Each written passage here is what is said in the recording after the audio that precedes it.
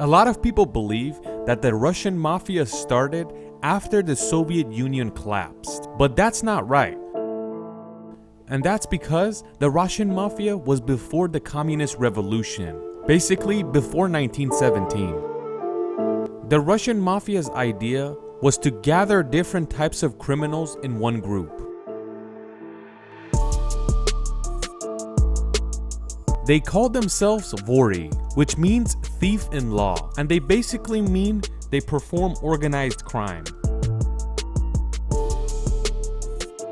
The labor camps in the 1930s of Soviet Union is where the Russian Mafia actually started to grow. A member of the Mafia was called vor, and like we said, the group is called vori.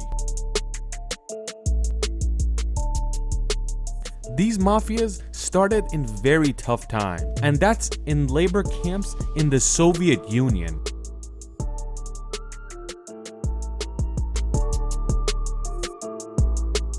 At that time, it's when the mafia is growing, and whoever wants to join has to show that they're loyal to the mafia.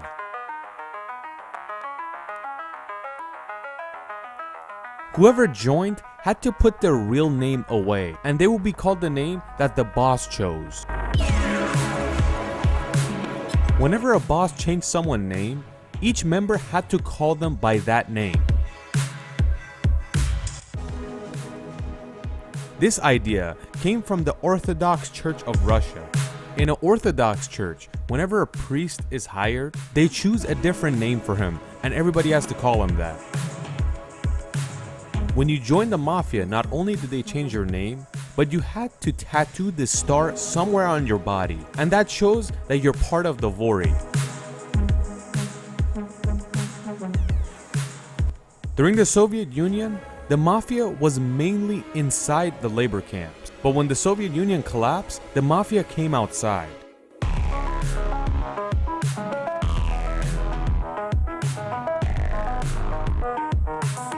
If you want to look at the history of the vori, we have to say that in the year 1912, in one of Moscow's prisons, this mafia was formed. This was before the collapse of the Russian Empire. After the empire collapsed and the communists won, the government became very strict towards mafias.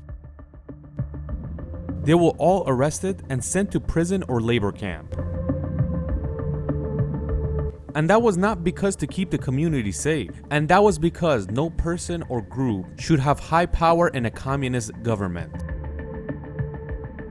It's good to know that the Soviet government is the bloodiest government of all time.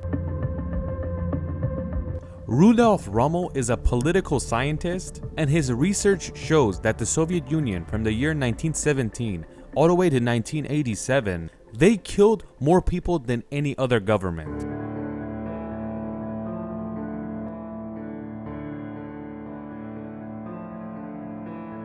Professor Rommel says that this government killed around 61,911,000 people.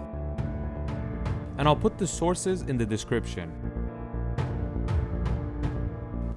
All these people killed was all genocide. I don't think they added all the soldiers that died in World War II to it. And it's good to know that the Soviet Union had the most deaths in World War II. Stats show that the Soviet Union had more than 11 million soldiers killed, and they were mostly young men that didn't know what they were doing. They would just give anybody a gun and tell them to go to the battlefield. And that is why they were killed very easily. But let's get back to the Mafia.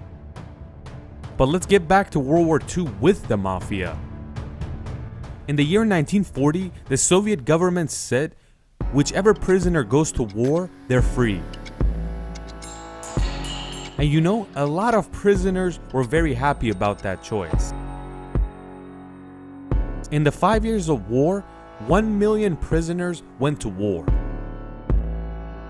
If a mafia member went to war, their boss would label them as a traitor, and they would say, "We don't work for the government. And if you go to war, you're working with this government."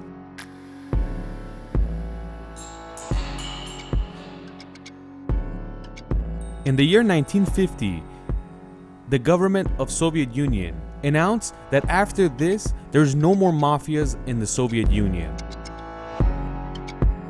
In the year 1953, when Stalin dies, the government kinda takes it easy a little bit. And that is why the mafia actually started to form outside of the prison.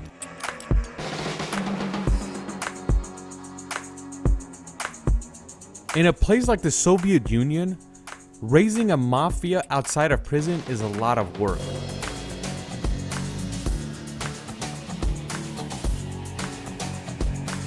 Either way, the mafia starts to grow year by year. They say the growth was so slow that only 10 people a year would join. The more we move forward, the growing of the mafia becomes a little easier. And when we get to the Gorbachev era, the mafias have gone so big that there's actually a war between them.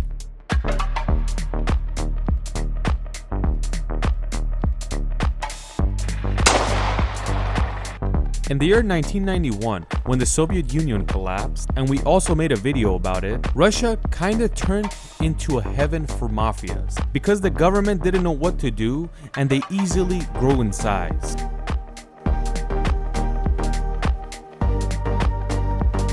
And that's when we get to 1993, where there's 3,000 different mafia groups in Russia. The insane amount of mafia shows that whoever wakes up early in the morning claims that this is their territory. That is why there was a lot of wars going on at that time.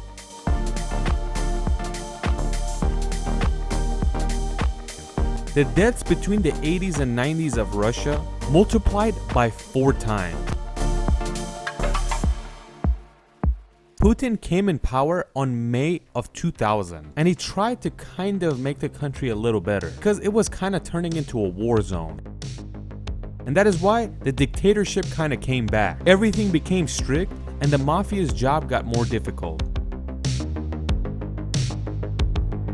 Putin passed the law that whoever does mafia work or is affiliated with the mafia gets 15 years in prison at least. And they say, from then to now, the members of the mafia went from 30,000 to 6,000. By doing this, Putin got rid of all the small whatever mafias, but the powerful ones got even more powerful, and nobody bugs them anymore. But what Putin did is stop the wars in the streets and took them somewhere else.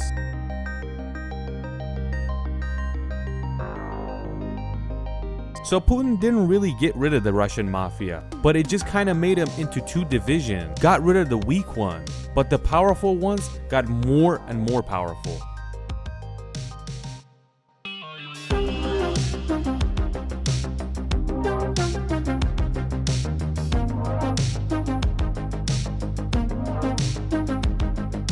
There's a lot of things to be said about this. Some people say that Putin is part of the mafia. That is why he's in power for so long. But these are theories and nobody knows what's going on. And this is the Russian mafia video that you guys suggested. But you have to know that the Russian mafia is not like the New York or Yakuza mafia, and information is very rare. That is why getting actual information takes more time.